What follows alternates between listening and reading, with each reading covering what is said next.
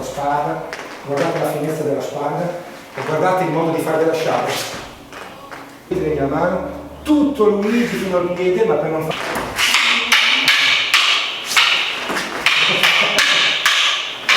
bravo, bravo.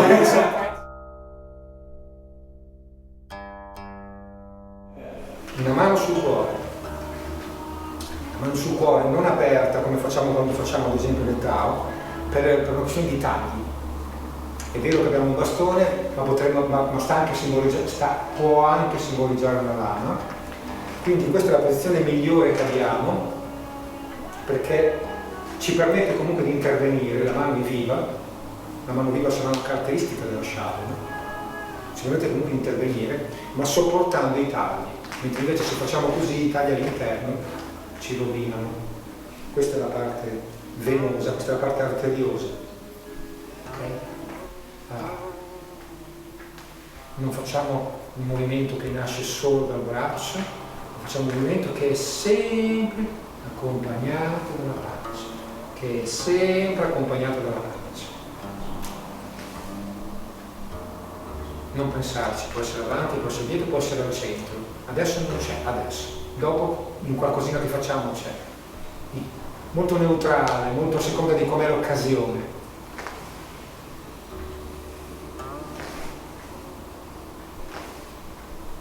La cosa più importante viene Luigi, la cosa più importante è il pensiero. Questo può solo colpire, questo para, dobbiamo fare qualcosa che pari e colpisca. Certo. Può colpire ma mi protegge anche. Questo perché se si studia poco, se lo studente è un po' pigro, gli insegni qualcosa che serva a tutto subito. Non è che questo non va bene, queste cose qua esistono, ma colpiscono solo. Non è che questo non va bene, queste cose qui esistono, imparano solo. Capite cosa voglio dire? Esistono, ma se dobbiamo utilizzare il nostro tempo al massimo, faccio qualcosa che colpisca e protegga, che colpisca e protegga, che colpisca e protegga, mi serve sia da protezione che da colpo. Un po' di più, anche perché ti stanca la mano a tenerlo solo all'estremità. E poi soprattutto, tenendo questo spigoletto qui, rinunciamo a un po' di lunghezza. È chiaro che se un oggetto usi tutta la sua lunghezza, rinuncia alla lunghezza per avere un pochettino di corta distanza. Capite cosa voglio dire? Quindi rinuncia all'estensione dell'arma per avere però più l'aggancio e la corta distanza. Ancora 2 alti, tanta pancia, e 2 bassi. 2 alti, pari. 2 bassi. Il quinto movimento, posizione dell'arciere, dritti e lunghi. Meno spazio di sans. Il quinto colpo lo portiamo al fianco. 1, lunghi. Ancora.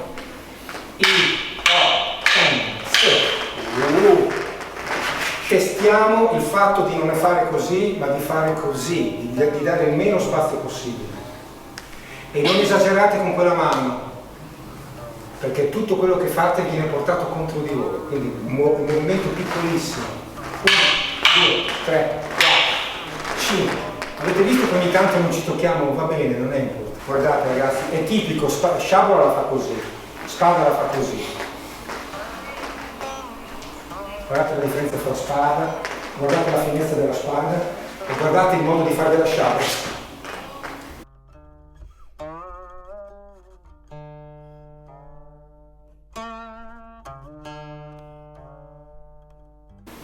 Vedete il movimento ampio della sciabola e guardate la leggerezza della spada.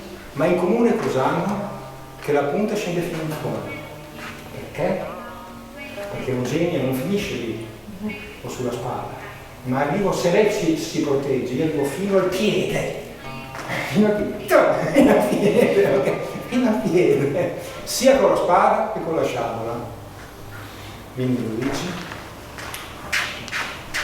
Il trucco è che è come se avessimo un gancio, quindi lui attacca col quinto colpo, tutti e 5 compreso il quinto colpo. 1, 2, 3, 4, guardate, tutti e 2, potrebbe da lui, ma lo da lui, 1, E da qui, mano viva, quindi c'è come nel desiderio della mano, tutto Luigi fino al piede, ma per non fargli male, lo facciamo lì.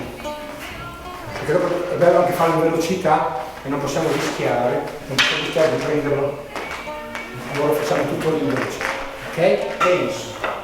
Deve tenere fermo e lontano da voi. Fermo e lontano da voi. Non qua dietro che non ci arrivate. Sì. Non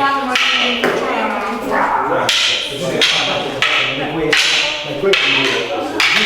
Quindi c'è.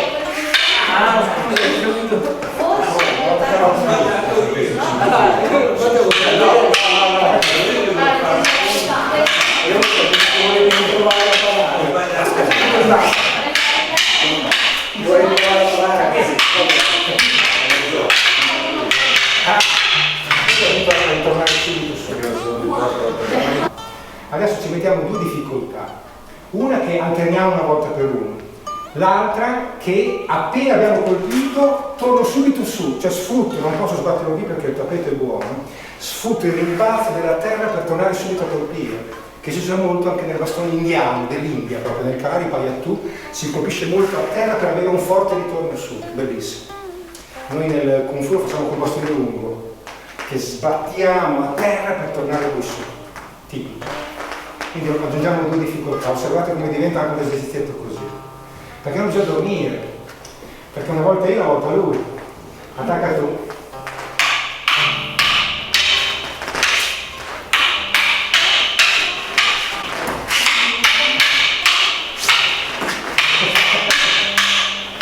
Bravo, bravo.